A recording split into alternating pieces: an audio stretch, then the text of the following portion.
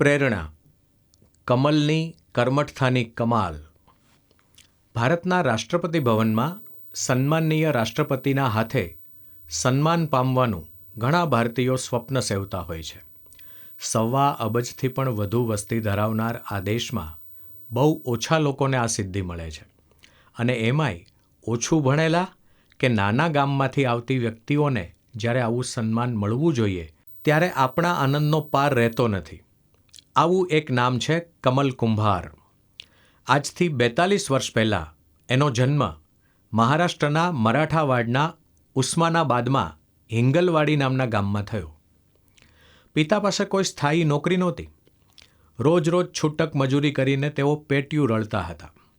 આ એક એવો વિસ્તાર છે કે જ્યાં વારંવાર દુષ્કાળ પડે અને તેને કારણે ઘણા ખેડૂતો આત્મહત્યા પણ કરે છે. આવી પરિસ્થિતિમાં દરરોજ મજૂરી કરીને જીવન ગુજારતા કુટુંબની આર્થિક સ્થિતિ કેવી હશે તે સમજી શકાય તેવી વાત છે. આવી સ્થિતિ માત્ર કમલના કુટુંબની જ હતી એવું નહોતું. આસપાસના વિસ્તારમાં પણ જો કોઈને 3 ટંક ભોજન મળે તો તે ભાગ્યશાળી ગણાય. આવા વાતાવરણમાં બાળકોને અભ્યાસ કરાવવાની તો ક્યાં વાત જ રહી. ગરીબાઈમાં જીવતા માતા પિતાની એવી ઈચ્છા રહેતી કે પોતાની પુત્રીના લગ્ન એવા ઘરમાં થાય કે જ્યાં 2 ટંક એને સારું ભોજન મળે. પરંતુ કમલ કુંભારના નસીબમાં તો એ સુખ પણ નહોતું. માતા પિતાએ હોંશથી કમલના લગ્ન તો લીધા, પરંતુ એનું લગ્ન જીવન લાંબુ ટક્યું નહીં અને કમલ પિયરમાં પાછી આવી. એમાં કમલનો કોઈ વાંક નહોતો. એક બાજુ નિષ્ફળ લગ્ન જીવનનો આઘાત હતો, તો બીજી બાજુ સમાજના મહેણા ટોણા સહેવા પડતા હતા. એણે વિચાર્યું કે આર્થિક રીતે પગભર થયા વિના જીવનની મુશ્કેલીઓનો અંત નહીં જ આવે. પરંતુ એની પાસે એવી કોઈ ડિગ્રી પણ નહોતી કે તે નોકરી કરી શકે. ક્યાંય મજૂરીનું કામ પણ મળતું નહોતું. છેવટે એણે 500 રૂપિયાની મૂડી સાથે બંગડીઓ વેચવાનું શરૂ કર્યું. એના બંગડી વેચવાના વ્યવસાયને નિમિત્તે ઘણી સ્ત્રીઓને મળવાનું થયું.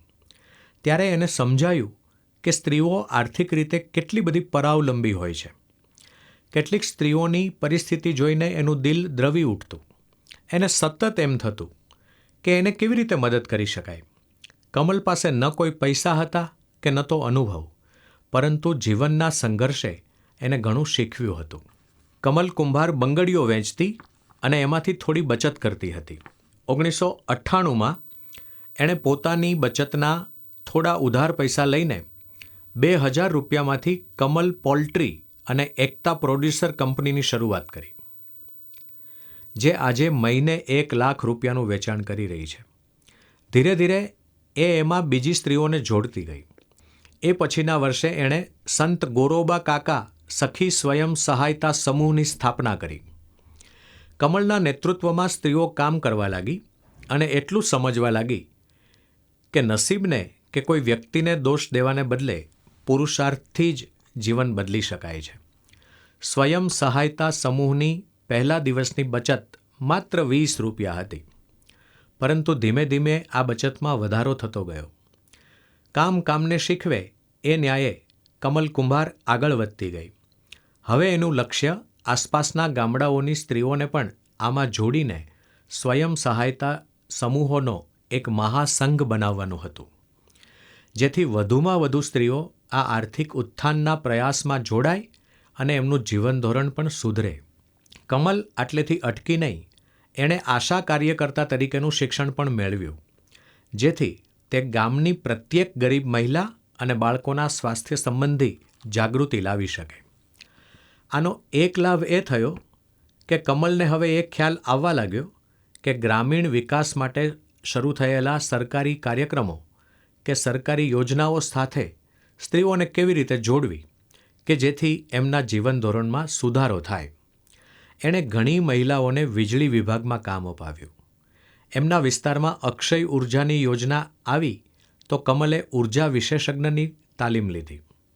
એની નિષ્ઠા અને કર્મઠતાને કારણે લોકોનો એનામાં વિશ્વાસ વધવા લાગ્યો. એની વાતનો વિરોધ કર્યા વિના લોકો સમજતા થયા. પરિણામે 3000 ઘરોમાં સોલર લેમ્પ લાગ્યા.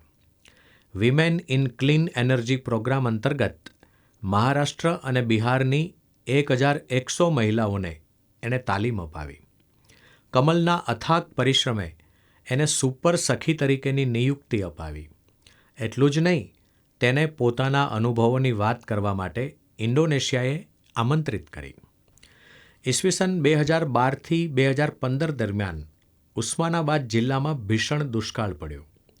ત્યારે કમલે થોડી જમીન ભાડા પર લઈને બકરી પાલનનું કામ શરૂ કર્યું. પોલ્ટ્રી ફાર્મમાં એને સારી આવક થઈ રહી હતી. એમાં બકરી પાલનનો ઉમેરો કર્યો.